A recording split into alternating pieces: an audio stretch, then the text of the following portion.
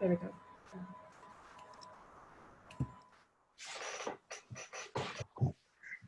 Welcome everyone to this Football Collective Away from the Numbers session on England versus Germany rivalry in the 1980s women's football panel.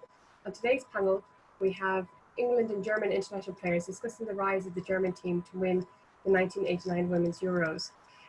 Introducing the questions is Professor Jean Williams, historian of women's sport, who is also writing a history on the history of the women's English national team. On the panel today, we have Jill Coulthard, England captain and first woman to 100 caps, and the fifth person to this distinction after Billy Wright, Bobby Moore, Bobby Charlton, and Peter Stilton, and the only amateur into the centenary at the time.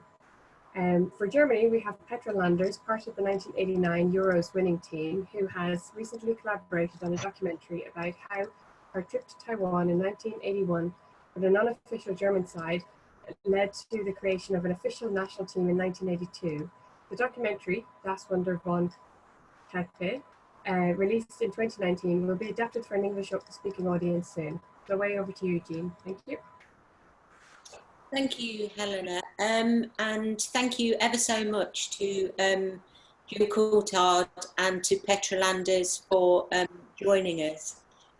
Kerry Davis was meant to be on the call today, but we've had some technical issues, so we're a little bit late starting. But the reason for inviting these internationals to join us today, and I'm very honoured that both Jill and Petra would join the call, is to discuss what the different things that were happening with the English women's national team in the 1980s and the Germany women's national team in the 1980s. So those who joined our previous call with Jill will know that first English women's national team formed in 1972, and then Jill debuts in 1981, and England almost win the inaugural Women's Euros in 1984, losing narrowly to Sweden in the playoffs. And yet at that time, the Germany women's national team was only really just formed in 1982, but would rapidly go on to improve and then to win the Women's Euros in 1989. So it's just really to discuss Jill's experience of women's football and her career in the 1980s with England, and then for Petra to give a perspective on Germany. So if I could ask Jill first to describe, what it was like in the 1980s in terms of trying to maintain a club and international career with England. Hi Jean, hi Petra. Yeah, it's quite daunting really, I suppose, in a way. Trying to hold down a full-time job and play football on a Sunday and obviously represent your country. It was quite difficult really, but there's always ways, rounds and a means to get where you want to be, and fortunately enough I was one of those players that were determined to play not only club football but international football, and to go on and represent your country in the way that we did. I've said it before on another show that we've done with yourself and Carol Thomas. For an international game, we met up on a Friday and played the game on a Sunday and back to work on the Monday. So it was very difficult in my era to do that. Only in the later stages towards my end of my career that things started to change. And I would imagine for the likes of Petra and obviously the team that started when they first won the European Championships, I would imagine the things that they did were totally different in the 80s compared to what we did, because you saw the rise and how quick and how successful the German teams became. To have that from 1972 for 12 years for us to get onto our first final, and within 6 years they won their first final. So I would imagine they probably looked at the game totally different. The Federation of Germany looked at the game totally different to what we did with the FA. I don't know how you felt with that, Petra. Was that probably totally different? So you know, our time here in Germany, it was very, very difficult as well. So what happened here was 82 when we started with the national team. Something happened, but it was not really the sport what they wanted to see for women, you know. So we were fighters. So we knew we wanted to play the games, and so when they started the national team. So the German Football Association, they started not because they saw, oh, the women can play football. So they were afraid we will have our own football association, something like just only for women. So that's the point here. Yeah, so when they started, it started just a little bit professional, not really much. But maybe we had good footballer, or I don't know. So they were looking for talents. So we had our training meetings from all German teams. And so, yeah, I don't know how to explain it. It was a hard time for us because we had our full-time jobs. So for me, I had to go to training for my way was 1 hour. I don't know how to say. And so I don't know. So it was very, very difficult here as well. It was not easy because still the German Football Association is not a big friend of women football. Maybe we found our way to play to train very hard, something like this. But I don't know, was this your question? I think with the sounds of the things what you're saying there is you probably have the same barriers as what we had. Yes. As regarding obviously the Football Association and obviously the Men's Football Association. So you had the same barriers. I'm just intrigued of how quickly that the Germany team became successful. I think, you know, when you look of where you started from to the point of winning your first silverware, you know, you must have had, you know, they must have felt that there was some backing there for you to be as successful as what you were. Yeah. So yeah, maybe our point was we had a block from one team. It was Bergisch Gladbach. So this was a very, very good team for years, and 8 of them were the beginners in the first team, and then they built up the team with other people, with other players. Mm-hmm. So maybe this was a very good point to start. We were not very successful in this time, but there was a team they could play with, you know. So they needed to find some positions with good players too, but maybe this was a good start for us. I don't know when you started, how was it? You had a very good team in England, and it was the block in this team, or it was from all of England, the players were coming from England, and it was a mix with many different players. So yeah, I think the ratio of players from one team would probably be 2. That's mm-hmm. all, and the rest from all other teams. Whereas you, like you say, you had the block of mm-hmm. 6, 7, 8 players that made your team. Mm-hmm. Yeah, yeah. I always think that when we ever played you, that, you know, once one player retired, you just had like a conveyor belt of another player coming in, and he's just got stronger and stronger. I mean, the players obviously that I played against, when you look at Sylvia Needs, Steffi Jones, Bridget Print, they were just like, it was just a conveyor of players coming in, year out, and you know, the success of what you had is obviously unbelievable. And yeah, you know, yeah. I think you just went from strength to strength. Every European competition, World Cup, you did, and you know, you were always our nemesis of, you know, the rivalry will always be England, Germany, if it's not men's football, but also in women's football at whatever age group. Mm-hmm. Yes. I think it started maybe 84 or 85. I don't know. So the coach from the national team, she was looking in all the teams for talents to make the team more younger, because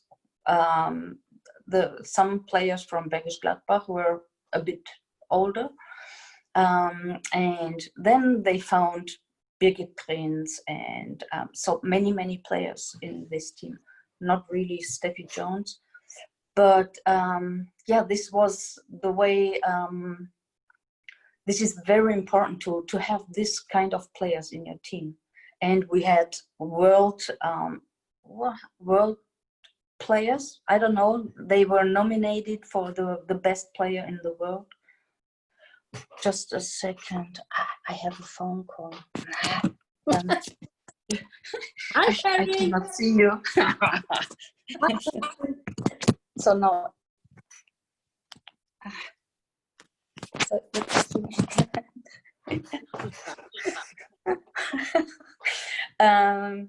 Yeah, so this was very.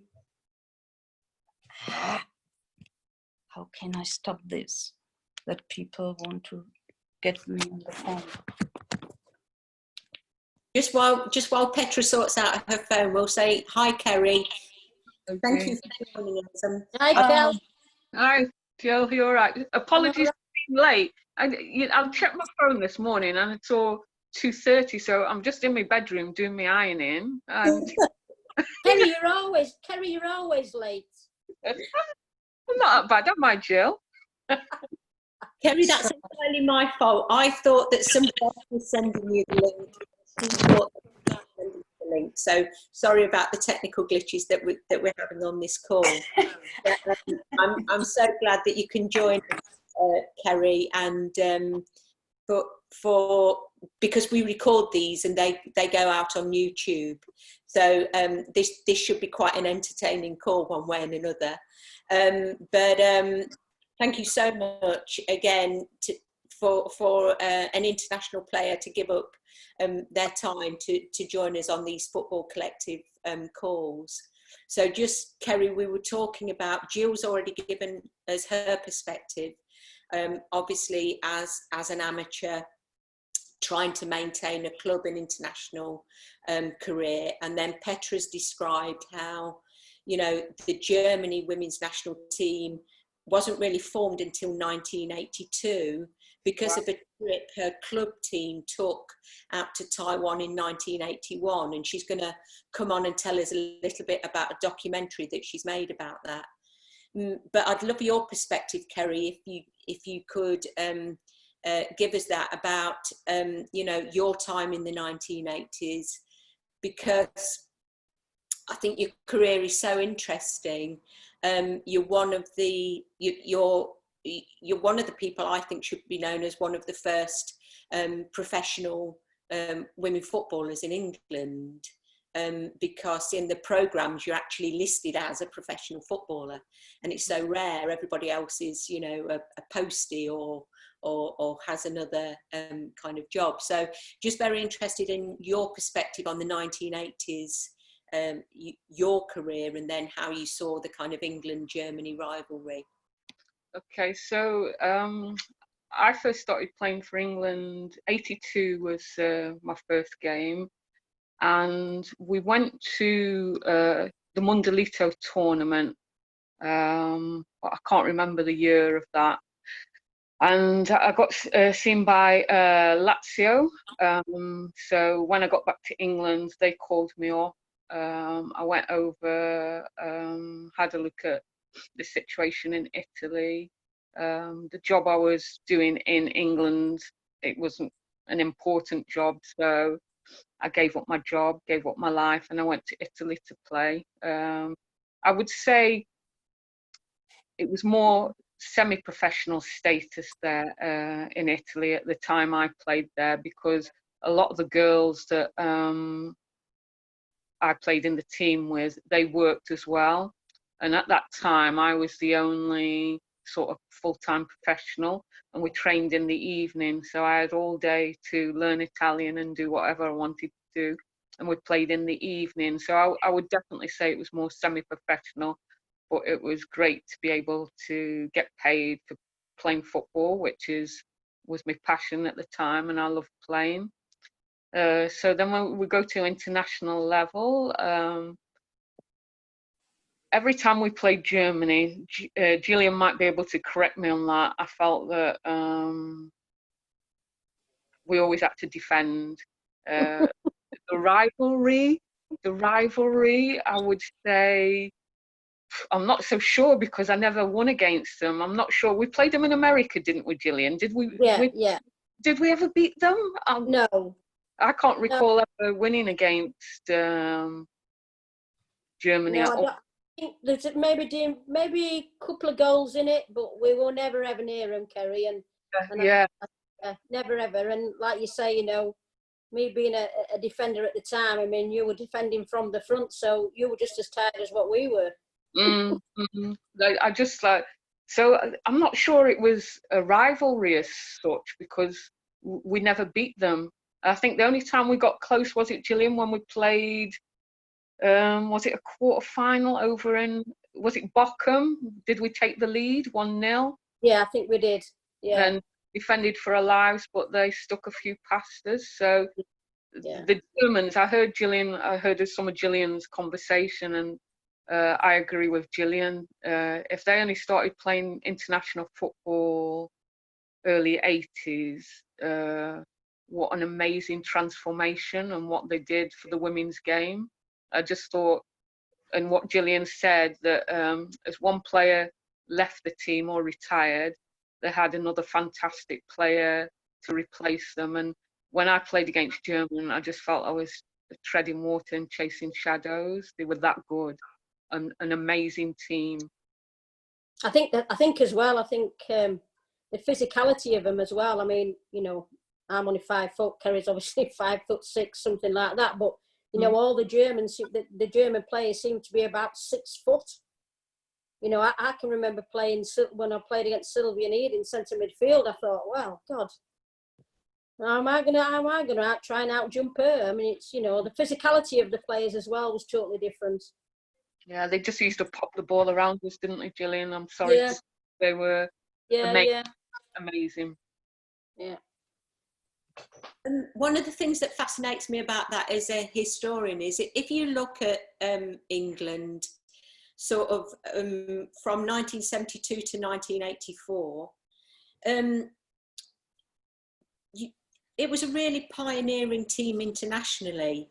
Like the first couple of times you played the USA, you beat them. Yeah. And you think the relative development of the USA and Germany as against what was happening in England, I don't know, what was it? Was it the strength and conditioning that people were able to do? Was it? I just think when we played the Americans in the Mundialito. Yeah. And, we beat them, didn't we? And we said, you know, when you look at the play, I mean, they didn't really look footballers, if I can say what a footballer looks like. But they just look like running machines. More like athletes, everybody used to say. And I just thought to myself, you know, I'd say in probably 5-6 years' time, the Americans are going to be there with the Germany team, and obviously look what's happened with obviously the American side of it. Gillian, you know that tournament? I don't know if you can remember. They played the Italians first of all, didn't they? Yeah. And we know the Italians, the way they played back in the day, pulling shirts, being sneaky and sly. So when the USA, after the USA had played them, they thought that that's the way the Europeans played. So when they played against England in the next game, they did that a bit to us, trying to sort of rough us up. And I think we beat them either 2-1 or 3-1. And their transformation again from that game to where they are now and how they've dominated the women's game, because I think a lot of it is hard work, investment, and that was missing for many years in the English game. I think if to be fair, Kerry, I think it was missing for the more or less 95% of our careers, really. Yeah, absolutely, because I think even when the FA took over, we were still well behind. But it was like we were still working full time, training in the evening, training when we could. So it was still very difficult.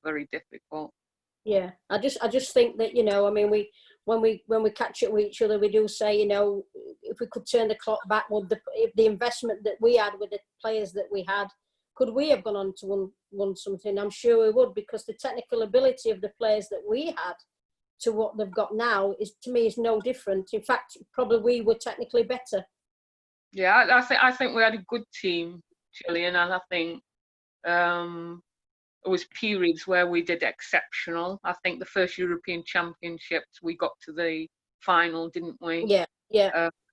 And I think for the lack of investment, we did extremely well. Yeah. Yeah, it's kind of fascinating now, isn't it? I don't know if you saw that report in the Guardian over the weekend, where they were speaking about the analysis of the recent Women's World Cup in France, that the improvements in sprinting speed over distances and things like this had improved enormously to kind of match the improvements that we've recently seen in the Premiership. And what strikes me about that is, as somebody who's been able to go over, who's been fortunate enough to go over and watch quite a lot of US women's college soccer, and I think Kelly Smith writes about this in her autobiography. She calls it a running game. And, you know, those college athletes are so fit because all they do in their soccer games is run on quite hard surfaces. And it strikes me that things like strength and conditioning and those kind of other aspects like nutrition, looking at the physiology of individual players, is a very, very recent thing in the England setup. I know Dawn Scott's a pioneer in this, but she had to go over to the US to develop her career, as did Jill Ellis. I mean, who knows what could have happened if Jill Ellis could have stayed here to develop her career instead of going over to the US. So one of the things that strikes me as fascinating about the Germany system, just to compare the two again, is that Petra, I think will be able to speak to this, is that their great players have gone on to coach their national team. Yeah. And the DFB have been very concerned to keep those very good elite players within the system and mentor them to be assistant coaches and then to go on as full coaches. So again, I just think that people like you, Kerry, and like Jill, who've gone on to management and coaching careers, have not really been kept in the system in quite the same way. I mean, you know my views on that, Jane. I'm quite a bit forthright with that. I think the period that we had in the game and the players that were in there, I mean, one stands out for me straight away in Debbie Bampton. You know, she went on to obviously manage Croydon and obviously was successful, you know, and these players, probably like myself, like Debbie and a few others, you know, who were never involved, we never had the opportunity. Look now, and there's pathways for the players that are retiring. They're actually put onto a licensed coaching, paid by the FA. We had nothing like that. We had nothing, you know, we talk about mental health and things like that. I would like to just see how many people, footballers in our era, have got mental health issues, because, you know, we had nothing. When our football career finished, that was it. You had to just go back to normal life. We're looking now at the women's game and the players that are having mental problems, you know, and that's, you know, that's now. I just think that, you know, what what pathway did we have as players when we finished playing football? None. And now everything's there, planned out and mapped for them. Don't get me wrong, it is hard work when you're doing your coaching badges, without a shadow of a doubt. But, you know, we never had the opportunity to do it. And, you know, I look at the player, you know, I look at Sylvia Need, she was an international player, a captain, went on to be manager. Steffi Jones was the same. Marion Marnart is the same. She's gone on. You know, the only player that springs to mind that has had the opportunities is Hope and Mo Marley. Marianne Spacey, isn't there, as well? Oh, Marianne. There's 3. You'd be looking to name 5. Yeah. I personally think that our generation, Joe, was a lost generation, and the FA, I don't know whether they didn't want to know. I really can't put my finger on it. It's very disappointing, especially that there's players that did want to coach, and it was all that experience that has been wasted. And if you look at the German model and the success they've had, you know, who's to say that if our generation, those that did want to coach and manage, if they had had the opportunity, they wouldn't have achieved the same thing as the German. Yeah, totally agree, Kel. Totally agree. Petra, did you want to come in on that and offer us your perspective on? I think I have no idea how it works. So we are discussed. Everybody's, or she was talking. She was telling. No, how to say? She was talking about her career, right? So, is it a discussion, or is it? So now I can talk, or you can talk. So, I think I have no idea at this moment, because can we have a cut in this video? So Petra, how did you come to play football when you were young? So my cousin, he invited me always, hey, let's go to play football on the street. So he had many friends he was playing with, and every time when I was with him, he said, let's go to have fun, let's play football. And this was when I was 8. So this year I celebrate 50 years football. It's my own celebration, and it's the celebration of Germany as well, because until 1970 it was forbidden in Germany. And so I started with him and with the neighbors, and I was playing always with boys, because I didn't know a girl who was playing football. So we didn't have a girls team. It started with a women team, so you could play in this team when you were 14. So when I was 10 or 11, I jumped into a boys team. They accepted me because they could see I can play football. It's the same as they were playing. So I had very good friends, and so I was playing maybe 2 or 3 years in the boys team. And then they said, okay, now it's time. Your body is changing, everything is changing, so you cannot play with the boys. And I changed to the women team when I was 13.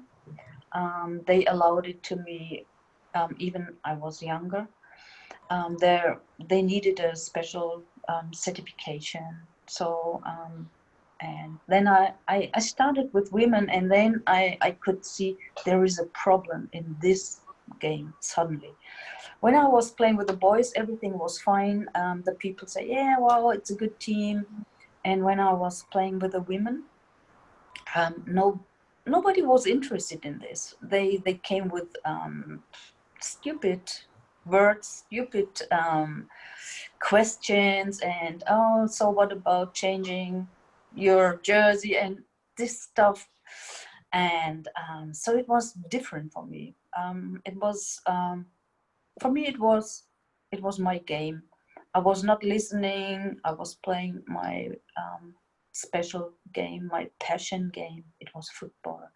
So I could ignore all the people who was talking badly in this way. So in this women team, yeah, I was a very good player as well. And when I was 19, it was 1981, I changed to Bergisch Gladbach. It was about 80 kilometers from my hometown, Bochum. But for me, it was okay. It was a mental training before my training in this team. So a friend was calling the coach, and he asked her, "Hey, I have a good player. Can she have a training in your team?" And the coach says, "Yes, of course." I was there. I had my training with this team, and she said, "Yeah, you have talent. Please play in our team. That's great."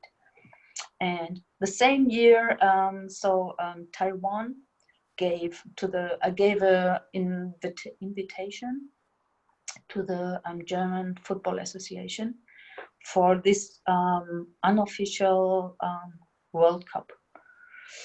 So Germany didn't have a national team, a women national team, so they were asking Bergisch Gladbach. And so we said, yes, we like to go. For me, it was, I was playing in a very, very low team here in Germany. It was Tushapen. And suddenly I was in a team. It was amazing. So for me, it was very professional, because suddenly they were talking about an unofficial World Cup. And so our team, we said yes, but we didn't know how to do it because we didn't have money. Bergisch Gladbach, the town, they were collecting money and we found some sponsors, so we could fly to Taiwan. It was so unreal for me, and even for the players from Bergisch Gladbach. And so we jumped in this adventure. And it was a very great adventure. It was, we were playing against national teams and even club teams. US was there with a club team and some other countries, but mostly national teams were there. And this was fantastic. So we won this tournament. It was very hard. It was so hard. 9 games in 11 days. Can you imagine? And it was so hot there, and the air was so wet. And the food, it smelled so bad. We couldn't eat really things there because it was so different to Germany.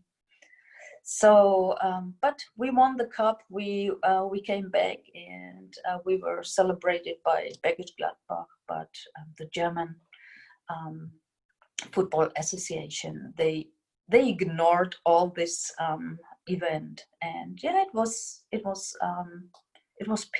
a pity, because we were so proud of us. So yeah, but it was the way we were playing for ourselves and not for the German Football Association. We were there for Bergisch Gladbach and not the German team, national team. So this was a time, we knew the people, they don't like it. We were playing on our own. We were proud to win so many events, big games, small games, whatever, because it was our passion. And we even had our full-time jobs. So we were working 8 hours a day. After this, we went to training. So sometimes we had training 3 or 4 times a week. It was hard, but it was also good because we were happy we can play now. And so because of this unofficial World Cup, the German Football Association, they thought, okay, so now we need a German national team, a female national team.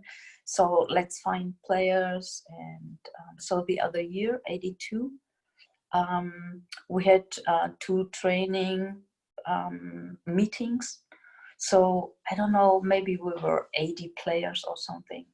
So they collected the best players from this. And so, yeah, I had so much luck, or it was my way, it was my turn. So I was again in a national team. So my career was this way. I was so happy. And I was the player in the first team for Germany. So it was November 1982. And so it was a bit professional. It was professional, of course, but we didn't have so many people in the stadium, maybe 5,000 or 6,000. But it was nice for us, and it was a start. So now we can start a next journey with a national team. So, the year before we were talking about maybe a dream. Oh, it would be nice to have a national team, maybe to play in a national team, but we didn't have. So the other day, suddenly there was the team because our event in Taiwan. And yeah, it was very good for us, but it was also, we could see the German Football Association was not really 100% behind us. So we were fighting, always fighting for our game, It was, we didn't get money for this, but they gave all the other stuff. It was a good physio, and the things we were we got for how to say this, football boots and the shirts, everything. So this was okay, but because of the national team, it was getting harder with trainings, because playing in a national team meant you have to play also in another team for the North Rhine-Westphalia or Mittelrhein-Westfalen also. It was a it was another team again where you were playing for. I don't know how to explain this. We have areas in Germany, and they had a team, and we were playing against each other, and we had trainings again. So sometimes I was every day on the road to go having training in Bergisch Gladbach, and then to the other meeting, and then for national team. And it was just for fun, or with your passion, you were proud you could do this. But it was a hard time. You didn't have time with spending with friends. You couldn't have this. But for me, it was okay. It was nice because I liked this way very much. And so the first time in national team, we were not really successful, because we had to find each other, you could see, some teams in Germany, they didn't have the training what we had. So in this time we had the best coach in Germany with Bergisch Gladbach, Anne Trabant-Habach. She was a very professional coach. So because of her, I could go this way in my football career. But many other teams, they didn't have professional trainings. So they were starting to train harder because of the national team. The the German Football Association, they gave them, or they had meetings to tell them, hey, you have to train more, you have to do it more professional, because we are starting now, so we need very good players in a good condition. And this was a way to find good players again and again.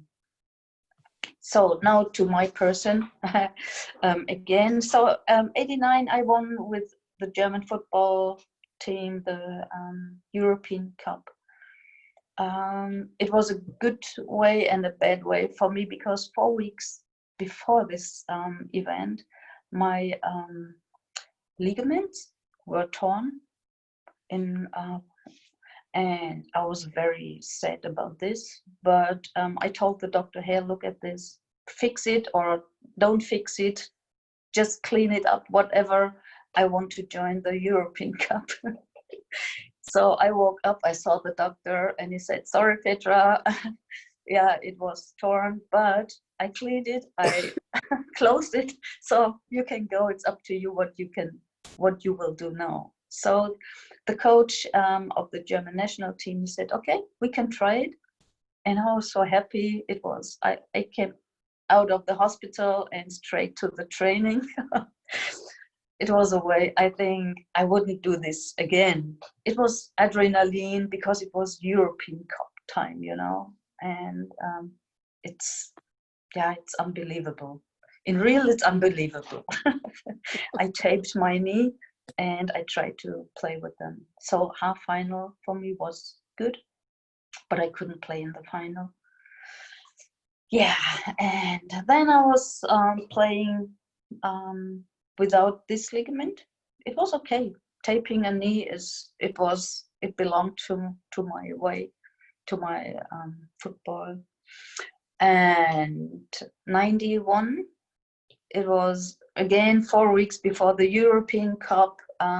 So something happened with my knee again. So the doctor said, okay, it's better to stop playing so high. And yeah, I had to stop. And I was playing here in my area, in my hometown. I was coaching a team, and I was coaching and playing.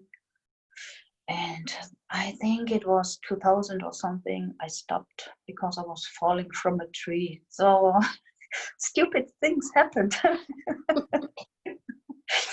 But even very good things, because you know, we are pioneers now, and this is a very good feeling now. I love this more than that time, because we can give our experiences, what we went through, where we went through, without money. We did everything with passion, and we can give this to the youngest now. And I love this way, when the youngest want to hear this. Yeah, and so I was out of football for maybe 10 years or something. And 2010, I was invited in football in a tournament, but not playing. I was in a jury for social teams from all over the world. And I came together with a team where football is forbidden, or the women's rights are not fair. And so I could see the other side of football without playing. I could see there are so many countries where women have to fight for the rights. And I started being interested in this way. And a different career, yes, was started. I'm just going to stop you there because we've got a few questions. Oh, okay. Yeah. Thank you so much for sharing your experiences with us, because I think given the earlier discussion that we had with Jill and Kerry, you know, they were talking about the Germany team as absolutely formidable. But from your perspective, it seems like the struggles that you had were very similar to what Kerry and Jill experience. So I'm just going to go to Helena, who's got a couple of questions. Yeah. And then we'll close the recording. Thank you. Okay. You're welcome. My first question is for Petra, and then I have another question for the panel. So Petra, when the German national side won the 1989 European Championships, what exactly were the players awarded at the end of the championships? And then also, did you get any bonuses from the German football governing body as well? Please, can you repeat? Slower. What did you get when you won the 1989 European Championships from UEFA? And then did you get a bonus from the German Football Association? So what we got is, I think they didn't expect we will win this European Championship. So we got a coffee service, but they didn't tell us, hey, if you win this event, you will get this. I think if they would tell this before, we wouldn't play. So they gave us this. They didn't give it because they sent it to us. It was not so. The German Football Association said, so here, this is a gift for you, or a present, or so we got this by mail. And for me it was, I left it somewhere. For me it was so it was not really important for me. For me it was important, so the team was winning this European Championship, and we were so happy because we could show, hey, we can play football. In this event, we were the best European team. And what we got, we didn't talk about before this. We didn't talk about money or something, because it was still a team. We were playing with passion, and it was a good team. With good friendships. And that's why we could win this tournament. And when we got this, they gave us, but it was, now it's very nice to have this. I am one of the 16 players who have this. So I give it to museums when they have exhibitions and something. So this is nice. It goes out of my house, That's fine. Mm-hmm. What did you also get from UEFA for winning the tournament? UEFA? Yeah. Nothing. Really? Nothing. Yeah. So no individual medals or anything? Maybe a medal, but it was not very important. It was not a special thing. It was just something. Yeah. So my question, thanks Petra. So my question for the panel is also, how well organized were the qualifying rounds of the tournament, and then also the finals? Because I know from looking at the Irish games that were organized, the social side of the fixtures was also just as important as the actual matches.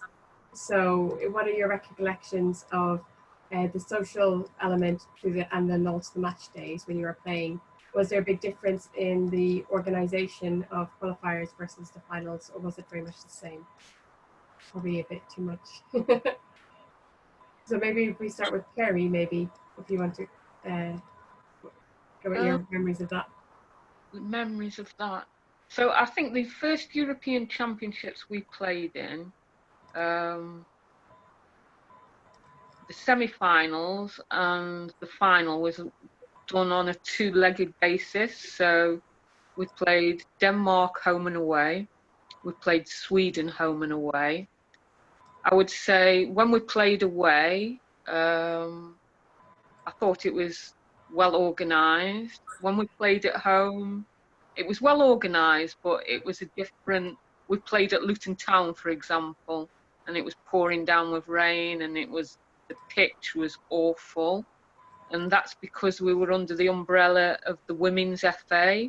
I think if the men's FA had been, or it had been, you know, the organisations working together, it would have been better. But we got to the final, we got to the semi-final, so I think the social side, that bit, it's not really important. It was about playing football, but I could say that it could have been better. But those were the times. It was the 80s, and women's football hadn't grown then, so you just accepted it for what it was, and we were just thankful that we could, you know, play in a final and play for England.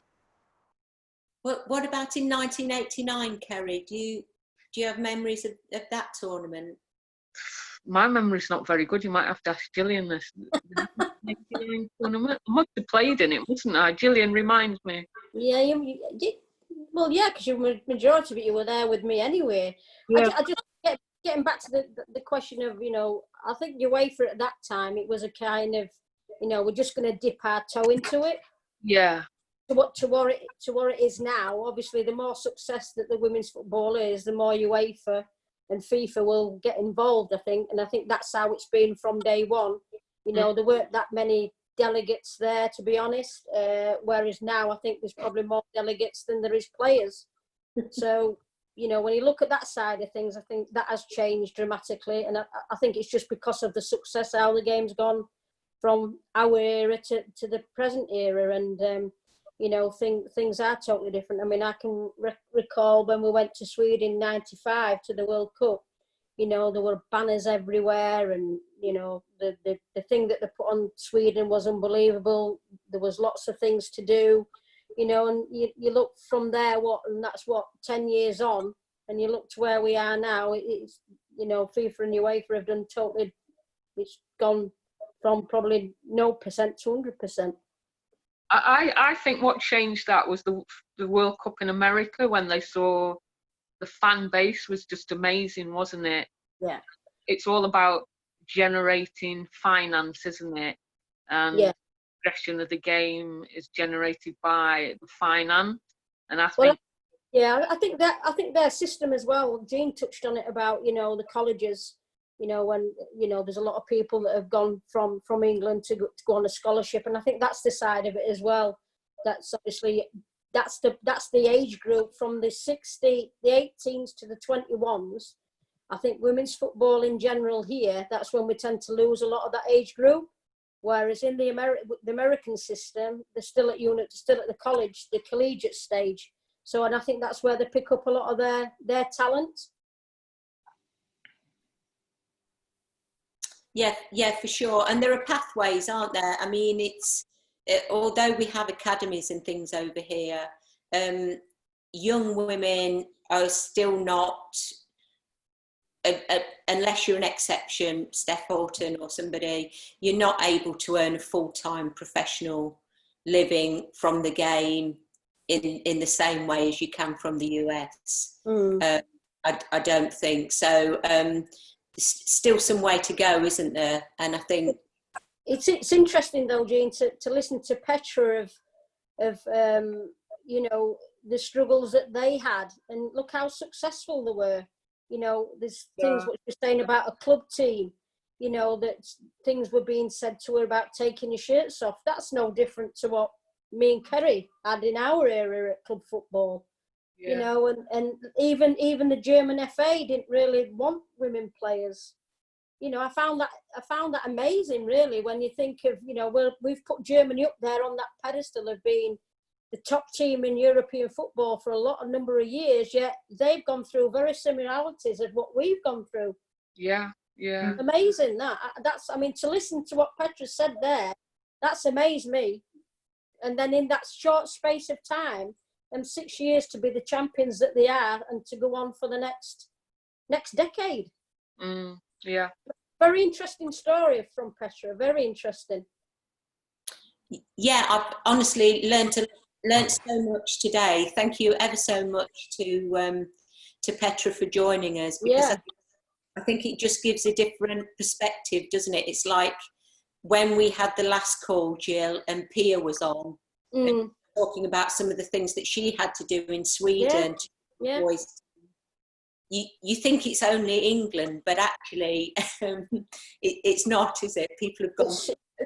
It's obviously, Petra said things there, and what she's doing now, you know, it's throughout the world, really, isn't it? I mean, if you look at obviously the situation at the moment with what's going off, and you know, we think we were just a nation on our own, and what me and Kerry went through in our footballing career, and yet it's still, it was in those players as well, and you think, God, well, you never thought it once, you know, you started to play against the Germans. I would never have thought of what Petra said today happened.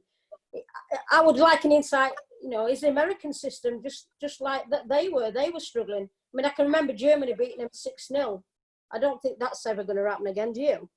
No. But do you think that their grassroots football and their facilities were probably better, so then you produce more players? Because I remember going to America a few years back now, and I think I was still playing, and they've got facilities, free facilities everywhere. Baseball court, basketball court, soccer pitch, and the free facilities. And I think probably places like Sweden and Germany, maybe they had better facilities than we did, because that group of players, what Petra played with, that was a generation. There was, in every position, they had world-class players. I'd say the England team maybe had 5 or 6 world-class players. I don't know. But what you just said, Jill, it is amazing what Petra's just said. They had the same situation as we did. Yeah. And I think it's still the same, right? No, it's something changed. Yeah. But in real, so we are so far behind in football. How do you feel now, Petra, with your national team? Do you think you're on level par with the Americans, or do you think you're still behind the Americans? So for me, the American team is a fighting team, even for women's rights. So I like this way, and this is a very strong team.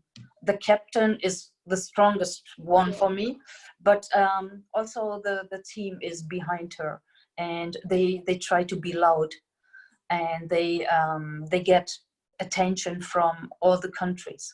So my wish is we could join them, you know, being loud, to tell, not to wait who is doing something for us. So we have to say, so we want this now. Yeah. So this is this is my wish in football today. But I think not so many women, they are able to do this. They are happy in their situations, they get money, and maybe they are afraid to lose this position, maybe in a national team or something, when they are getting loud. And this is the point of view, what I see, you know. We can't climb this mountain without talking louder. So when we keep being so quiet, they cannot hear us, what we want. They do what they want with us, you know. Maybe they say, oh yeah, okay, so now you get a bit more money, and then, oh, we are happy, we get more money. No, we have to change the direction. We have to order. So now this is our right. We want to play. We want to see our games on TV in the evening, not through the day when when even the students are in schools and everything. This is a shame what here is. So even the World Cup in France, we couldn't see all the games on TV. We had to switch from online, and this is, for me, it's a no-go. It's a shame. Yeah.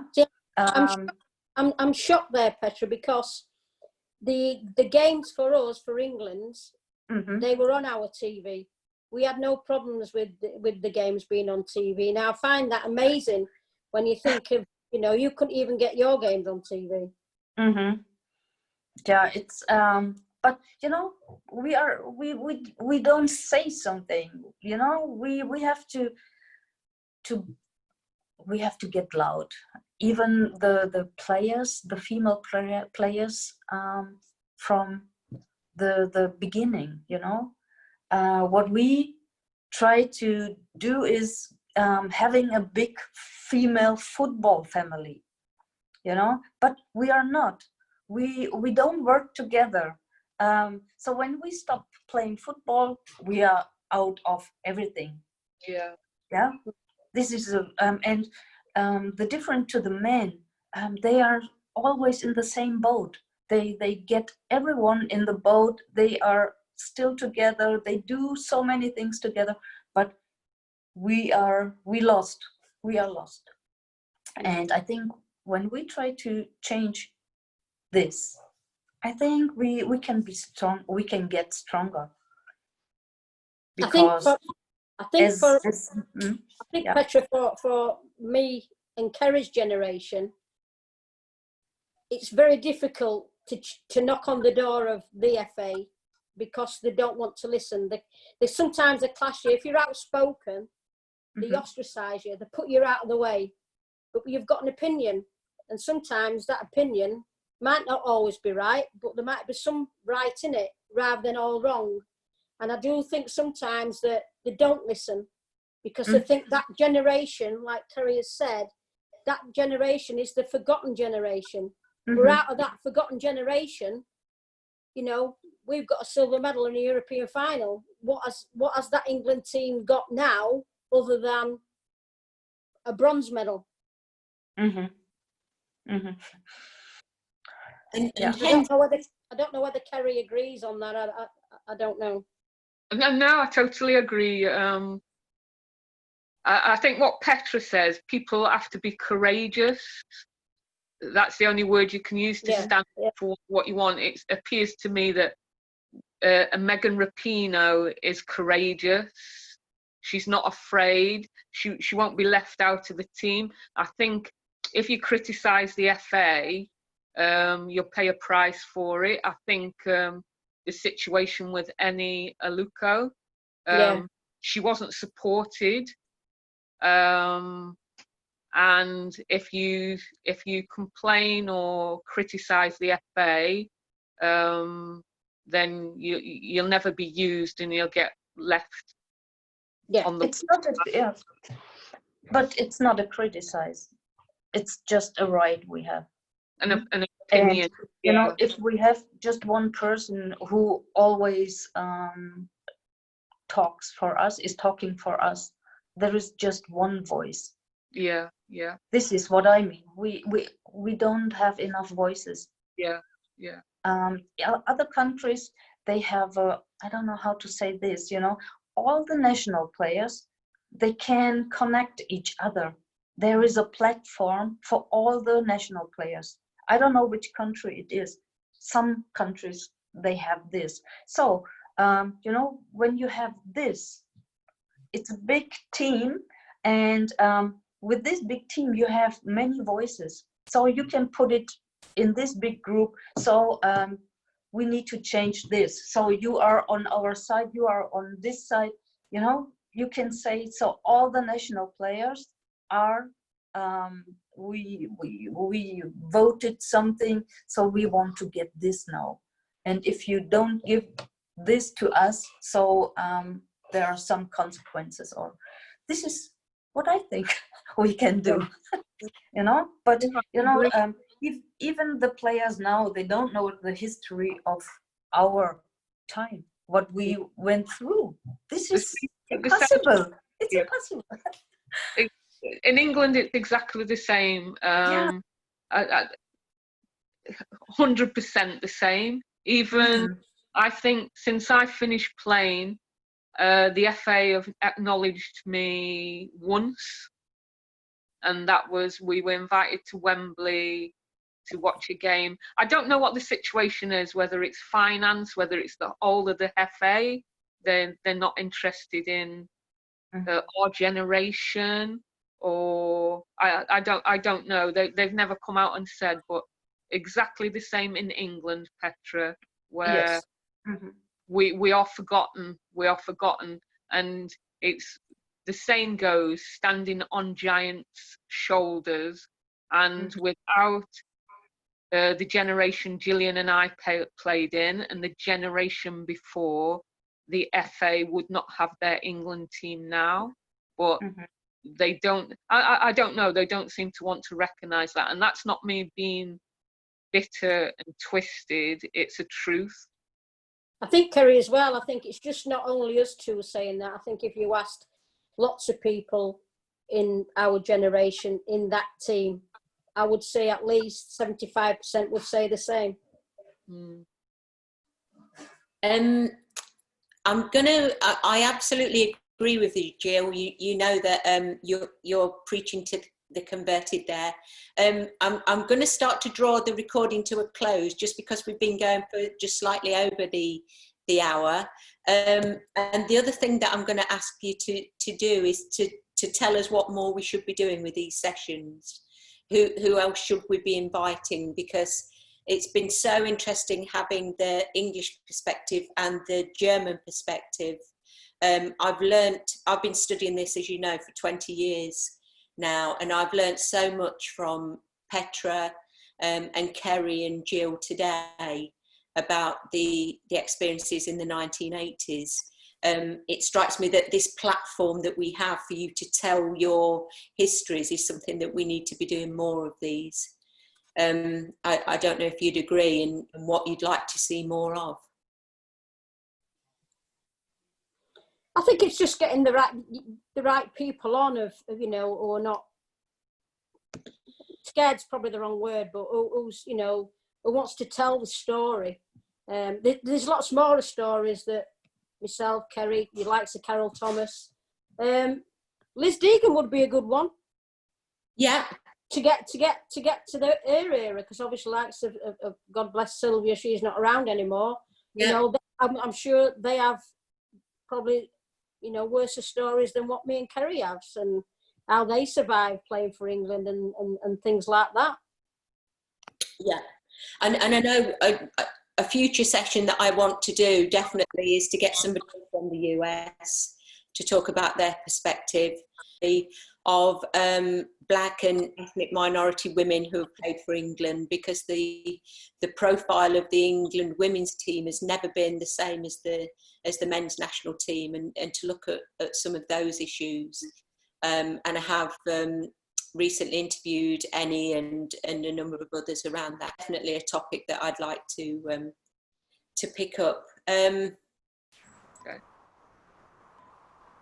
So in wrapping up this session, I want to thank so much. I'm so honoured for the input of Kerry Davis and Jill Coulthard for England, and Petra Landers for giving us the wonderful insight into the situation in Germany, and particularly the effect of that Taiwan tournament.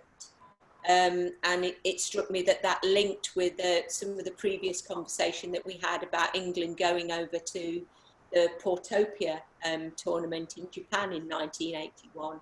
So obviously lots of areas of overlap. So thank you, everybody. So honoured for your input today, and thank you very much. Thank you, Jean. Thank you, Petra. Thanks, Kez. Kerry, I'll send you a text. Okay, thanks. Thank So you. before we wrap up the recording, I just wanted to make an announcement about one of the upcoming talks. So on Friday, the 17th of July at 4 p.m, we have Rivalry, Penalties, Collaboration. What can we learn from football? About the UK-German relations. We are co-hosting the webinar, plus breakout rooms, with @FestGB and Aston AC, chaired by Shadow Sports Minister Alison McGovern, with an expert panel including Ronald Wren and Wagner 23. This is Twitter handles, so I'm not getting people's names right. But it's at 4 p.m. And to get the link to join this, you just need to sign up to the Football Collective. The Football Collective is open to everybody to join. You just sign up with your email address and you'll get added to the mailing list, and the links will come out. Thanks everyone for joining. Thank you, Helena. Thank you. Thanks. Thank Bye. you.